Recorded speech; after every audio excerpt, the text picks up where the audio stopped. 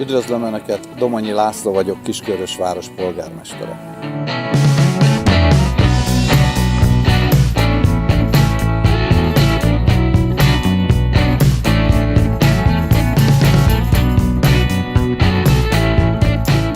Kiskörös a Duna-Tisza közén, a Kiskunság szívében helyezkedik el, ami szlogenünknek megfelelően élmény a kunság szívében. Aki Kiskörösre jön, azt fogja kapni, hogy mindenki mosolyog, szeretettel állnak és segítőkészen az ide látogatókkal, és ez a szlovák ősöktől kapott örökségünk.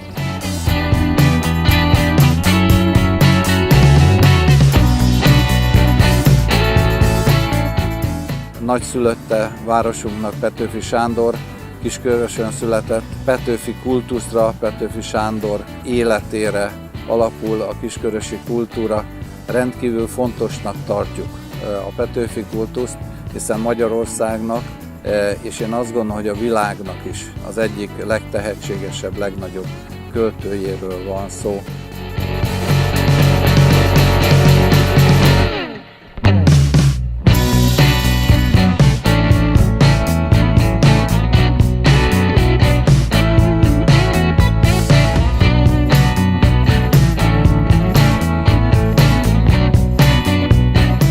Kiskörösön van az ország és Európa egyetlen közúti szakgyűjteménye, ami olyan páratlan gyűjtemény, ami tényleg az útfenntartással és a közúttal kapcsolatos összes múltbéli eszközzel és örökséggel rendelkezik. Ha már a közútról, útról beszélünk, akkor még kapcsolódjon hozzá egy Old Car Múzeum, ami szintén városunkban található, egyedi, gyönyörű, modern, és az elmúlt évszázad gépjármű csodáit tartalmazza.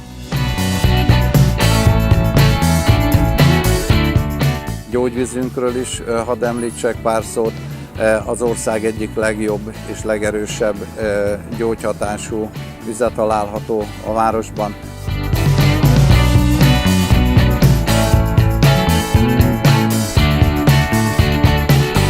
Természetesen Kiskunságban és a kiskörösi környék legnagyobb gazdasági tevékenysége a szőlőtermesztés, és a kiskörösi borok, a kiskörösi kadarka meghatározó a magyar borkultúrában és a város életében is.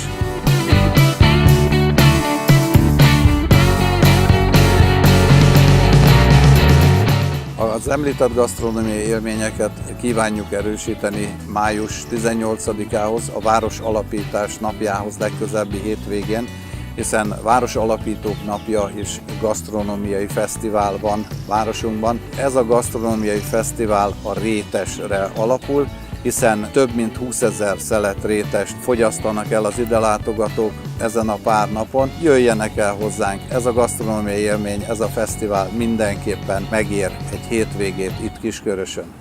Kiskörös élmény a kunság szívében. Egészségükre!